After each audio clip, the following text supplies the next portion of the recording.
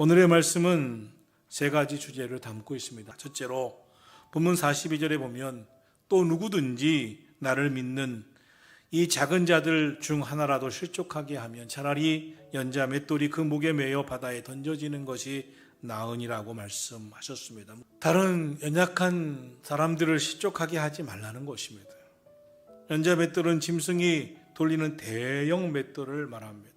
얼마나 심각한 죄길래 연자 맷돌을 목에 걸고 바다에 던져지는 무시무시한 예로 들면서 강하게 말씀하기를 원하실까요? 한 사람을 실족하게 하는 일이 정말 주님 보시기에 가슴 아프고 심각한 죄이기 때문인 것입니다. 그럼 본문에서 실족하게 하지 말라고 하는 대상은 누구셨을까요? 바로 나를 믿는 이 작은 자들 중 하나라고 하셨습니다. 성경에서 말하고 하는 이 실족은 연약한 신앙을 가진 사람이 하나님 믿는 신앙의 자리에서 떠나버리는 것, 실족당해서 믿음이 멈춰서거나 후퇴하는 것을 의미하는 것입니다. 왜 작은 자 하나를 실족하게 하는 일이 큰 죄가 될까요? 그것은 우리 주님이 생각하는 영혼에 대한 가치 때문입니다. 성경은 우리 주님의 말씀으로 천하보다 귀한 영혼, 천하보다 귀한 생명이라고 말씀하셨습니다. 사람들은 처음에 교회에 와서 성경을 바로 읽고 꿰뚫고 하나님을 만나지 못합니다. 기존에 예수 믿는 사람들을 통해서 하나님을 생각해 보는 것입니다. 성경을 읽기 전에 교회에 나와 있는 믿는 사람들을 보게 되는 것입니다. 그래서 기존 우리 성도의 삶이 또 다른 성경의 역할을 감당하게 되는 것입니다. 우리는 인정하든 인정하지 아니하든 나의 삶을 통해서 신앙이 표현되게 되는 것입니다. 초신자나 앞으로 믿게 될 믿음의 사람들은 하나님을 잘 모르기 때문에 이미 믿음을 가진 저와 여러분 같은 믿는 사람들을 보면서 하나님을 짐작하게 됩니다. 한때 교회를 다녔지만 떠난 사람들이 의외로 많습니다. 떠난 이유는 다양하겠지만 거의 다 기존 성도들로 인해 실망하고 신앙의 회의감을 가지게 된 경우인 것입니다. 초신자의 눈에 비춰진 저와 여러분 신앙의 모습이 얼마나 중요한지 모릅니다.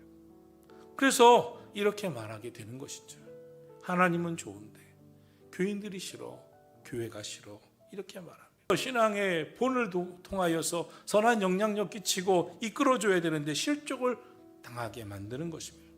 우리 자녀들도 마찬가지입니다. 믿음을 가진 엄마가 아빠가 하나님의 말씀대로 살지 아니하고 신앙의 거룩한 모습을 보여주지 않으면 자녀는 신앙의 회의감을 갖게 됩니다. 가족들도 마찬가지입니다. 신앙적인 모습이 아닌 세상적인 모습을 보여줍니다. 그러면서 교회 갔다 와서 시험 들었다고 말합니다. 상처받았다고 말합니다. 지금까지 우리가 신앙생활 잘했으면 무엇합니까? 자녀들이 다음 세대가 교회를 안 다니면 소용도 없습니다. 부모의 모습에서 자녀가 실족당해서는 안 됩니다. 다른 사람의 영혼을 지옥에 빠뜨리는 일처럼 무서운 일이 어디 있습니까? 그래서 오늘 성경은 실족하게 하는 일보다 연자 맷돌 목에 걸고 빠지는 게 낫다고 말씀하고 있는 것입니다. 영혼을 실족시키는 일이 없었는가 돌아보고 회개하는 것은 지나쳐도 부족함이 없는 것입니다. 영혼을 실족시키는 일은 작은 일이 아닙니다. 가정에서도 내 자녀의 믿음에 실족을 시켰다면 오늘 우리는 참여해야 됩니다. 부모가 정말 믿음으로 사는 모습, 사랑을 실천하는 모습, 용서하며 사는 모습, 하나님을 의지하고 선한 영향력 끼치는 모습을 보여주면서 그들의 마음에 주의 사랑을 전할 수 있는 교회를 이루어가야 할 줄로 믿습니다. 둘째로 본문 43절은 만일 내 손이 너를 범죄하게 하거든 찍어버려라.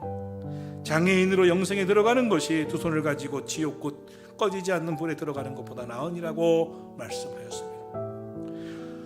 많은 분들이 스스로 죄에 빠지고 시험에 빠지고 실족하고 상처에 빠져 넘어지는 경우들이 있습니다. 45절 47절도 비슷한 말씀입니다. 손이 죄를 짓게 하면 손을 잘라버려야 하듯이 발과 눈이 죄를 짓게 하면 손과 발과 눈이 없게 되더라도 영생을 얻는 것이 더 나은 것이다 라고 주님은 아주 강하게 말씀하십니다. 이 구절을 어떻게 받아들여야 할까요? 내 삶의 한 지체의 일부분처럼 되어버린 습관들이 있어요. 밀접한 관계가 되어 있는 손 같은 발 같은 그런 동료 동료들도 있습니다. 그런데 그 습관이 나의 믿음을 저버리게 만들고, 나를 죄짓게 만들고, 나를 하나님에게서 멀어지게 만들고 지옥에 들어가는 일이라면 그 습관 고쳐야 돼요. 이 자리, 영생의 자리에서 나락에 떨어져 지옥에 가지 아니하도록 내 심령을 지켜내야 돼요. 죄는 근원적인 문제입니다. 아무리 노력하고 애를 써도 안 되는 게 죄의 문제입니다. 그럼 주님이 하시는 말씀 무엇일까요? 이 죄 결코 가볍게 여기지 말아라, 쉽게 보지 말아라 하는 것입니다. 죄를 지을 때마다 내 손 잘라내고 발 잘라낸다고 생각해 보십시오. 그 정도의 아픔을 느끼려는 것입니다. 여러분, 죄에 대해 심각하게 회개해 보셨습니까? 가슴이 아리고 괴롭고 고통스럽고 가슴이 끊어지는 것 같죠. 회개가 그런 것입니다. 죄에 대해서 그 정도의 단호한 자세를 가지라고 말씀하고 있는 것입니다. 회개는 수술과 같습니다. 잘라버리는 수술과 같습니다. 그렇게 해서라도 하나님의 나라에 들어가는 게 좋은 것이라고 말씀하고 있습니다.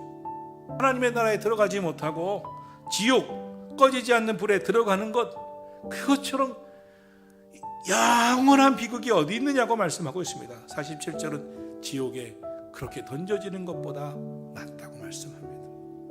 지옥은 구더기도 죽지 아니하고 불도 꺼지지 아니하며 사람마다 불로서 소금치듯함을 받는 곳이라고 했습니다. 영원히 고통만 지속되는 곳이 지옥입니다. 더 이상 하나님의 자비가 없는 곳이 지옥입니다. 여러분, 이 세상 적당히 살다가 지옥 가는 거 우습게 여기지 마십시오. 이제는 손과 발과 눈이 죄짓는 일에 쓰여지지 않아야 됩니다.